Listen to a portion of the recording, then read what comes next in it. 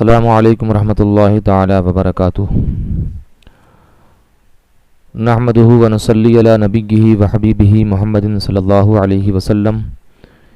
ان اللہ وملائکتہ یصلون علی النبی یا ایہا الذین آمنوا صلوا علیہ وسلموا تسلیما۔ اللہم صلی علی سیدنا وشفیعنا ونبینا مولانا محمد وبارک وسلم صلاۃ وسلام علیک یا رسول اللہ صلی اللہ تعالی علیہ وسلم۔ اللہ تبارک و تعالی کا ارشاد وَمِمَّا رَزَقْنَاهُمْ يُنْفِقُونَ، متقی وہ ہیں کہ ہم نے جو انہیں دیا ہے اس میں سے ہماری راہ میں خرچ کرتے ہیں۔ اور فرماتا ہے خُذْ مِنْ أَمْوَالِهِمْ صَدَقَةً تُطَهِّرُهُمْ وَتُزَكِّيهِمْ بِهَا، ان کے مالوں سے صدقہ لو، اس کی وجہ سے انہیں پاک اور ستھرا بنا دو۔ اور فرماتا ہے رب والذین ہم للزکاۃ فاعلون، فلاح پاتے وہ ہیں جو زکوٰۃ ادا کرتے ہیں۔ اور فرماتا ہے وما انفقتم من شیء فہو یخلفہ وہو خیر الرازقین، جو کچھ تم خرچ کرو گے اللہ تعالیٰ اس کی جگہ اور دے گا، اور وہ بہتر روزی دینے والا ہے۔ اور فرماتا ہے رب مثل الذین ينفقون اموالهم فی سبیل اللہ کمثل حبۃ انبتت 7 سنابل فی کل سنبلۃ 100 حبۃ واللہ یضاعف لمن یشاء واللہ واسع علیم۔ الذین ينفقون اموالهم فی سبیل اللہ ثم لا یتبعون ما انفقوا منا ولا اذى لهم اجرهم عند ربهم ولا خوف علیہم ولا هم يحزنون۔ قول معروف ومغفرة خیر من صدقة یتبعها اذى واللہ غنی حلیم۔ جو لوگ اللہ کی راہ میں خرچ کرتے ہیں ان کی کہاوت اس دانے کی ہے جس سے 7 بالیں نکلیں، ہر بال میں 100 دانے، اور اللہ جسے چاہتا ہے زیادہ دیتا ہے، اور اللہ وسعت والا بڑا علم والا ہے۔ جو لوگ اللہ کی راہ میں اپنے مال خرچ کرتے پھر خرچ کرنے کے بعد نہ احسان جتاتے نہ اذیت دیتے ہیں، ان کے لیے ان کا ثواب ان کے رب کے حضور ہے، نہ ان پر کچھ خوف ہے اور نہ وہ غمگین ہوں گے۔ اچھی بات اور مغفرت اس صدقے سے بہتر ہے جس کے بعد اذیت دینا ہو۔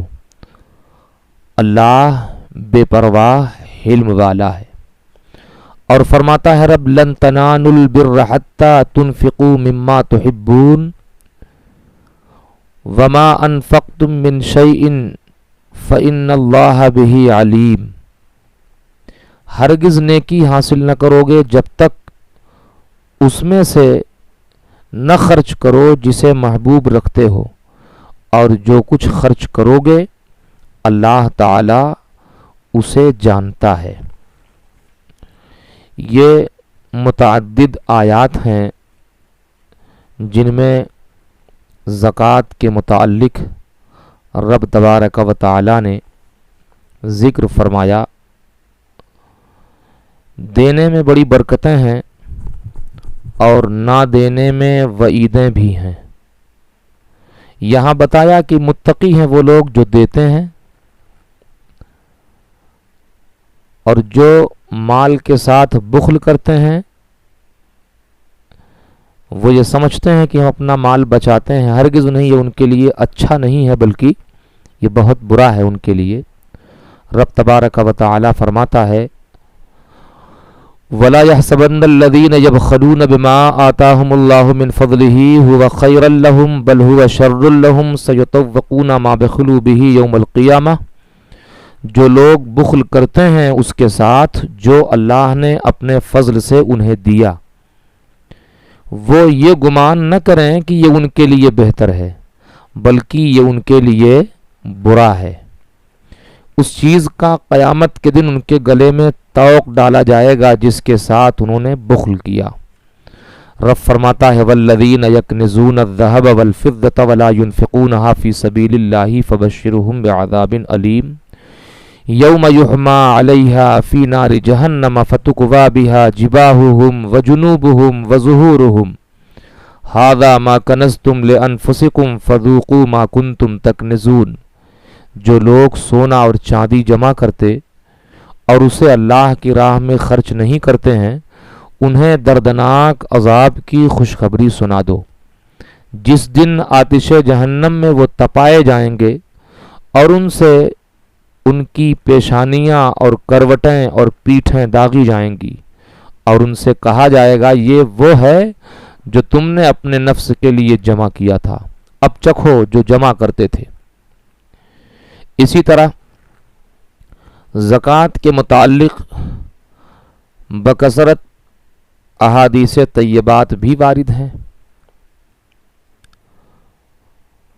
مسلم شریف کی حدیث حضرت ابو ہریرہ رضی اللہ تعالیٰ عنہ سے روایت فرماتے ہیں کہ حضور سید عالم صلی اللہ علیہ وسلم نے فرمایا کہ جو شخص سونے چاندی کا مالک ہو اور اس کا حق ادا نہ کرے تو جب قیامت کا دن ہوگا اس کے لیے آگ کے پتھر بنائے جائیں گے اور ان جہنم کی آگ بھڑکائی جائے گی اور ان سے اس کی کروٹ اور پیشانی اور پیٹھ داغی جائے گی، اور جب ٹھنڈے ہونے پر آئیں گے پھر ویسے ہی کر دیے جائیں گے۔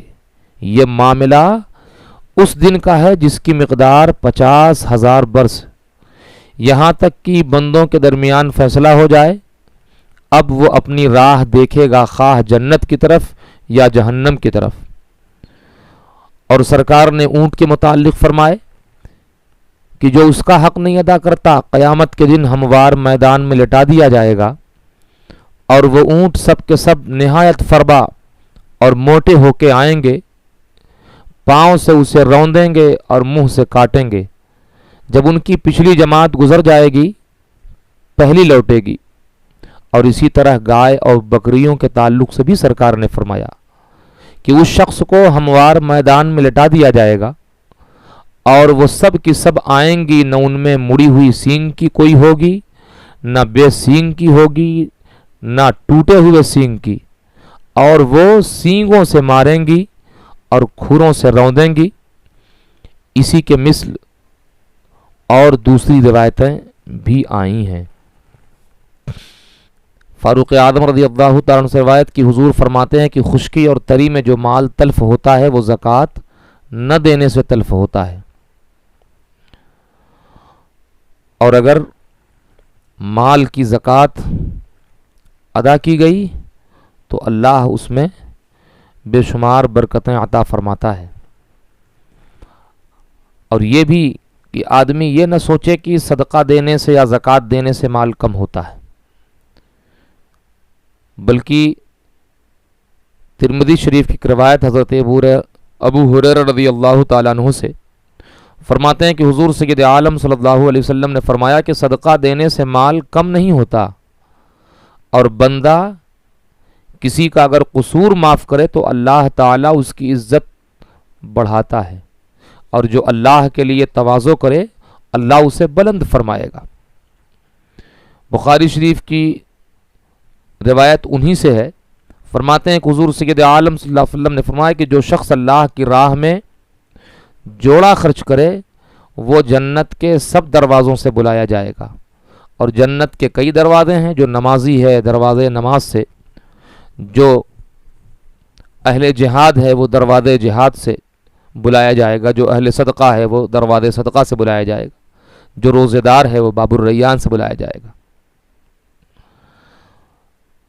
بلکہ حضرت صدیق اکبر رضی اللہ تعالیٰ عنہ نے اس پر عرض کیا تھا کہ اس کی تو کچھ ضرورت نہیں کہ ہر دروازے سے بلایا جائے، مطلب یہ کہ مقصود تو دخول جنت ہے، ایک دروازے سے وہ حاصل ہو جائے گی، مگر کوئی ہے ایسا کہ جو سب دروازوں سے بلایا جائے؟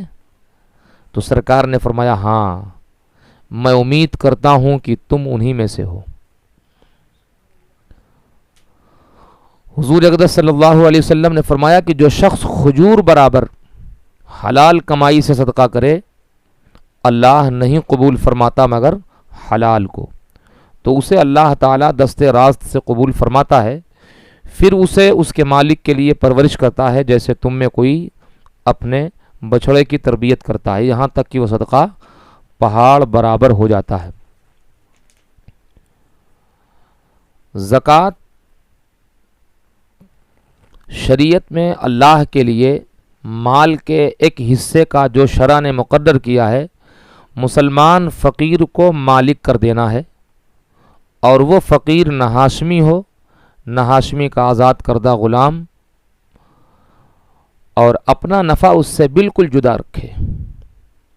زکوٰۃ فرض ہے، اس کا منکر کافر ہے، نہ دینے والا فاسق اور قتل کا مستحق، اور ادا میں اگر تاخیر کرتا ہے تو گنہگار اور مردود الشہادہ۔